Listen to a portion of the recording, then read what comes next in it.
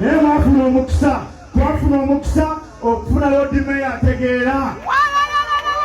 era babadde balowooza nti Kampala yeetaaga inginiya awo baali nga tebategeera bulungi. Kampala alimu abasuubuzi beetaaga inginiya kyegamba okulwanirira emisolo n'okugitegeera kyetaagisa inginiya. Kampala alimu ebintu bingi owa bodaboda weetaaga inginiya bw'obeera bakugoba weetaaga inginiya. Ani gwe basiriwaza atasoma? Oyo ni Alan Sewanyana MP wa Makindye, ninze Henry Maganda Matia Kyowolo tudde. Sewanyana mukwano gwange tumaze na emyaka ndowooza twali kunaye ndowooza about 3 weeks ago, but Sewanyana oli mudega ino ate iwe nkwogera kunga mukwano gwange oli mudega ino Alan Sewanyana. Bw'oba nti Alan Sewanyana omaze emyaka 10 nga oli MP wa Kampala, era tukusuubira mu myaka ejja 10 nti Alan Sewanyana otambwire ku wave Kampala wajja ku munsi editusinga wakyala ku mubibuga ebisinga Kampala.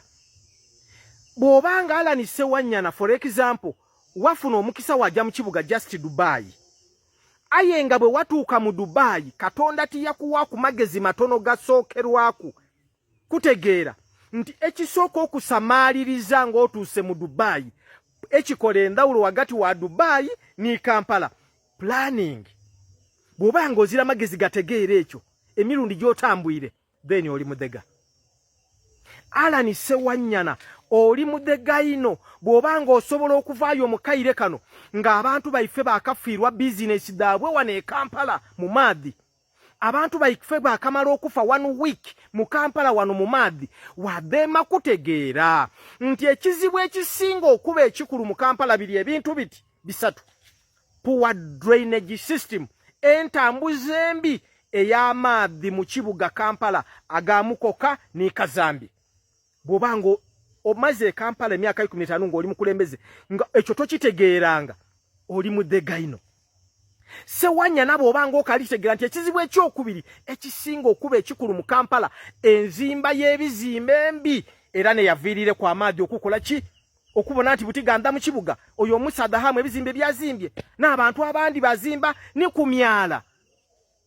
Oli mudega oba okalitegeera ekya Alan Sewanyana. Alan Sewanyana bw'oba okalitegeera nti ekyokusatu ekizibu ekisinga okuba ekikulu mu Kampala poor road network, planning embi ey'enguudo. Oli mudega ino nti enguudo dino nedituusa omuntu ow'enansana mailo 5 okuva e Kampala yavugirawo essaawa 4 okutuuka mu Owino, yajja okutuuka nga ni customer yandi amulinze agoloire omuntu oyo yava mu Owino ku ssaawa 10 ed'olweigulo yatuuka enansana ate ku ssaawa 5 ed'obwire, amala essaawa 8 mu jaamu ng'ali kutambula ina okujja ina okwira mailo 5. Aye totokidi nti nijjamu ono n'aleesa obwavu mu bana Kampala olw'okubanga omuntu okuva obuva e Kasubi okutuuka mu Owino kimutwalira essaawa 3. Ekyo kyonna tokidi, era ekyo olina endowooza Sewanyana kyetaaga looya Lukwago. Aye nga wali na kansala mu Kampala before becoming MP totegeera bizibu bya Kampala. Ozira busobozi ku interpretinga business d'abantu dinedagwire wanedafiire kutegeera kyabaiti kyetaagisa ekyo looya planning ne yaviira ku bino poor planning n'okuzimba obubi ebizimbe. Bazimbe ebizimbe mu bifo we bitasaaniire, amaadhi gaida gayanda mu business d'abantu mu Kampala. Bazimbe ebizimbe byayita abantu olw'okubanga Lord Mayor gwe tulinaye ni Katoyi tasobola kukategeera nti bakazimbye bubi. Bazimbe ebintu mu Kampala bingi bana mwidukire bazimbe ebintu mu Kampala wano ku mulembe gwa Jennifer Musisi bingi ate baamala babimena ate oluvannyuma nga sente daife daamala okwonooneka. Bazimbe ebintu wano ku KPC Jennifer Musisi awo nga ku KPC watoto mwalimu amaadhi waliwo ka garden yawe ebintu bye buti bikaaliwo sente daife dayonooneka olw'ensonga Lord Mayor waife tabitegeera. Bazimbe enguudo mu Kampala leero muna ku 3 walwagananga lufu ebiinanga galinga magombe. Lwaki? Lord Mayor supervisor tabitegeera. Kati wewe obanga ekyo tokitegeera nti ekikola endawulo wagati wa Kampala n'ebibuga eby'amaani planning yaba engineers oli mudegaino bwobanga tochidi nti bana Uganda kituufu kodi lukwaga balwanirira emisolo bana Uganda tibaida kuwulira misolo ejo singanga bye basasulira emisolo okitegeera babanga babikola bana Uganda tibaida kuwulira misolo ejo gye babataku singanga awuna kuncho ya Venansa na mudachi kabiri yabanga atusemo wino era yafuna sente tibaida kuwulira misolo ejo because they will have money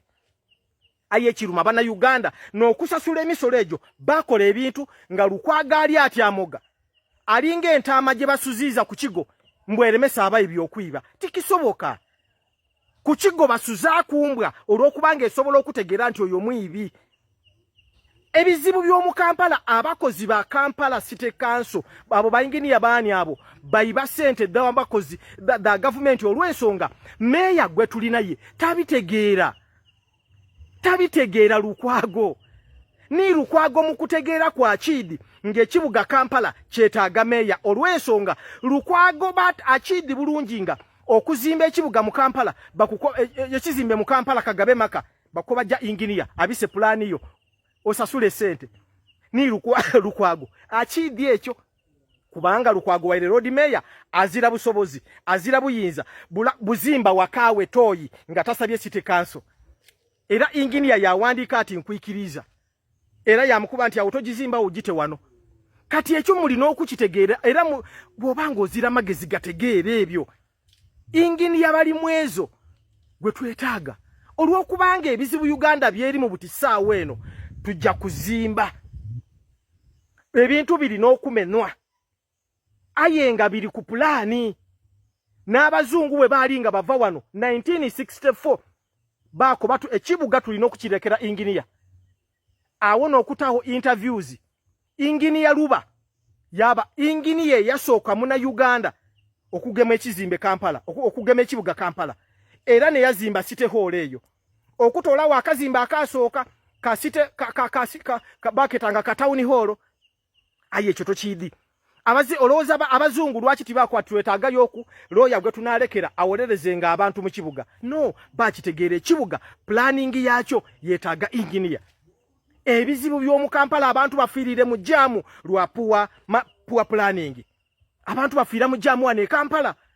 jamu yagema abantu nga ne ambulance obe motoka ya bulide zira wajja mujjukire medical gwa eyali akuliranga Human Rights Commission yafiira mu jamu wale Mulago I think now 5-4 years ago eyo tiyali shaiti kyetagisa looya kuwakana kwogera planning aba boda balina okuba mu babasiba babagoba mu kibuga lwansonga road mayor gwe tulinayo azira busobozi ku planninga kibuga ekyo ategenti aba boda tubeetaaga kuba balina okuba mubona tibino byakubambu kubalekanira babeewo no twetaaga engineer naida buli muntu ategeere mu kibuga nti kiche omuntu abenga asobola okwidda mu kibuga yeegazaanya